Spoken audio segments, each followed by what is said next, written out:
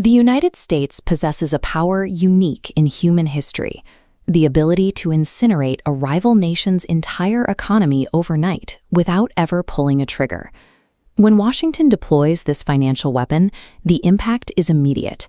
Citizens crowd currency exchange booths as their savings evaporate, grocery store shelves go empty, and the nation finds itself completely isolated from the flow of global trade.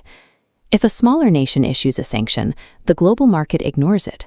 But a sanction from the United States causes absolute paralysis, effectively freezing a country out of the modern world. Historical leaders who attempted to bypass the system discovered the price of defiance.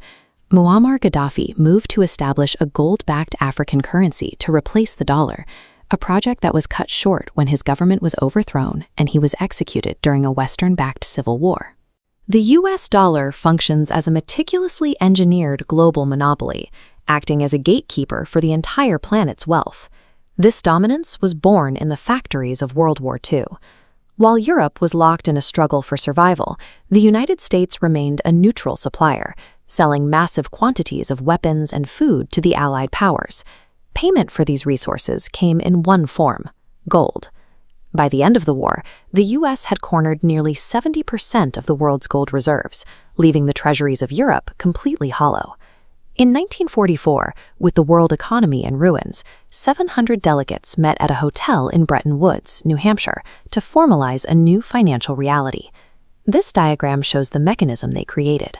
Foreign nations tethered their currencies to the US dollar, while the dollar itself was tied strictly to gold, at a rate of $35 per ounce. To rebuild their shattered infrastructure, European nations took massive loans from the newly formed World Bank and IMF. Because these loans were issued in dollars, every nation was forced to conduct their reconstruction trade in American currency. The world did not choose the dollar out of preference. Nations were locked into the system out of the sheer necessity to survive. By 1971, the system reached a breaking point. Massive U.S. money printing to fund domestic programs and war led foreign nations to panic, and they began demanding their physical gold back. Facing a total depletion of U.S. gold reserves, President Richard Nixon issued an executive order that shocked the world, ending the dollar's convertibility into gold. This left every country on Earth holding billions in paper currency that was suddenly unsupported by any tangible asset. To save the currency from collapse, Washington pivoted to a new source of leverage. They struck a deal with Saudi Arabia, offering the kingdom unconditional military security and advanced technology. In return, Saudi Arabia agreed to the Petrodollar mandate. They would sell their massive oil reserves exclusively in US dollars, refusing any other payment.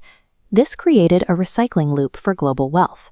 Saudi Arabia collected dollars for its oil and reinvested those profits directly back into the US economy by purchasing treasury bonds.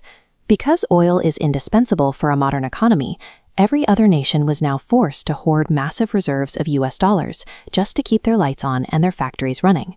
The dollar survived the loss of its gold backing by becoming the only way to purchase the modern world's most vital resource. Today, this monopoly is enforced by an invisible messaging system called SWIFT. It is the automated plumbing that makes almost all international trade and money transfers possible.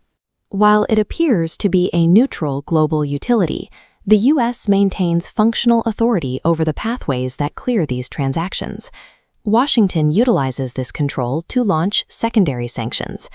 When the U.S. cuts off a target country, it also blocks any third-party nation from trading with them, under threat of being cut off themselves. This creates total economic paralysis. Even if a country has products the world wants to buy, their companies cannot legally receive payment for their exports.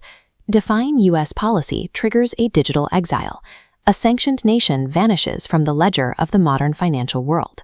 The aggressive use of these financial weapons has triggered widespread anxiety among emerging global powers. Watching entire nations get erased from the financial system has forced major economies to look for alternatives to bypass the dollar for their energy imports. In recent months, China, Brazil, and Russia have signed bilateral agreements to trade in their own local currencies, deliberately avoiding U.S.-controlled banking channels. The BRICS coalition, Brazil, Russia, India, China, and South Africa, is now working to engineer a shared reserve currency independent of Western oversight. While dismantling a monopoly this massive will take decades, its absolute supremacy is beginning to fracture under the weight of its own power.